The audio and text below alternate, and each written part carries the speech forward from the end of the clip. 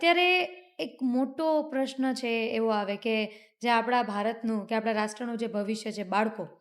હવે એમનું પણ રહેણી-કહેણી જેમ કે જન્મથી જ થોડાક મોટા થાય 1-2 વર્ષના તરત એમના હાથમાં ફોન હોય, ખાવા-પીવાની જીદ કે ઘરમાં ધ્યાન ના રખાતું હોય, એવી બધી ઘણા કારણોના લીધે નાના બાળકોને પણ અત્યારે ગુપ્તાંગના જે રોગ છે, પેશાબમાં બળતરા થવી, લોહી નીકળવું, આવા ઘણા બધા પ્રશ્નો સામે આવે છે. તો એના માટે થઈને એવા કેવા કિસ્સાઓ છે કે જે જવાબદાર છે? આમ સામાન્ય રીતે બાળકોમાં જે પેશાબના લગતા જે રોગ છે, ઘણા બાળકોને જન્મથી જ તકલીફો હોય છે. જી, જન્મથી જ આમ માતાના પેટમાં હોય ત્યારે પણ પ્રશ્નો થતા હોય તો ત્યાંથી પણ સોનોગ્રાફીને લીધે નિદાન થઈ શકે છે. જી, અને જન્મે ત્યારે આપણે જો પહેલેથી આપણને ખબર હોય તો એની વધારે સારી સારવાર થઈ શકે. સામાન્ય રીતે આપણે જે તમે પૂછ્યું એમ એ પ્રમાણે જો જે ગુપ્તાંગના છે પ્રશ્નો, તો હાઇપોસ્પોડિયાસ એટલે કે પેશાબની જે પેશાબ કરવાનું જે છિદ્ર છે એ નોર્મલ જગ્યાએ ન હોય અને નીચેના ભાગમાં કે બીજી જગ્યાએ હોય, ઇન્દ્રી વાંકી હોય અથવા તો અ, ગોળી જે છે એ નીચે ના ઉતરેલી હોય, તો એવા સામાન્ય રીતે જન્મજાત પ્રશ્નો બાળકોમાં જોવા મળતા હોય છે. જી.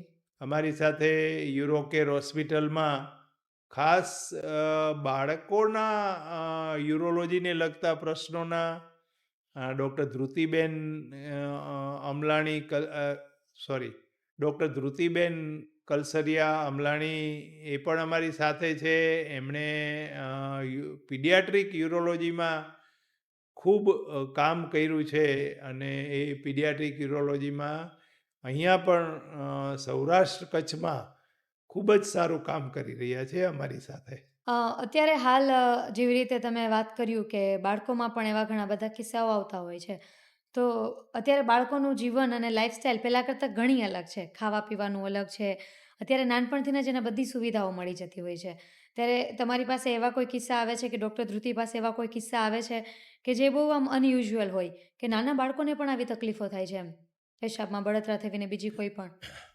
ના આમ પહેલાં યુરોલોજી પીડિયાટ્રિક એટલે ખાસ કરીને બાળકોના લગતા રોગના નિદાન અને એની સારવાર એ પહેલાં તો હું જ કરતો, પરંતુ ધ્રુતિબેનના આવ્યા પછી ધ્રુતિબેન અમારા કરતાં પણ સારું બાળકોના યુરોલોજીના પ્રશ્નો અંગે એ કામ કરે છે.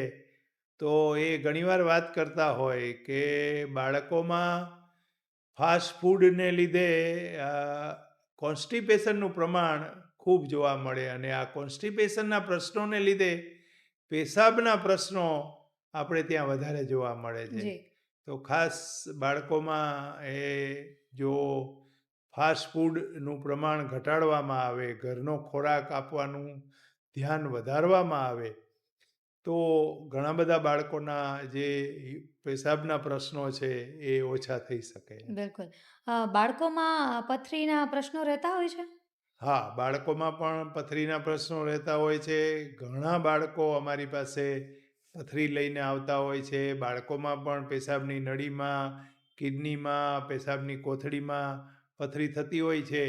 અને અમારે યુરોકેરમાં અમારી પાસે બાળકોના પણ ઓપરેશનો અમે એકદમ સરળતાથી કરી શકીએ અને બીજે દિવસે અમે દરેક દર્દીને ઓપરેશન કરીને ઘરે મોકલી શકીએ એવા સાધનો ઉપલબ્ધ છે.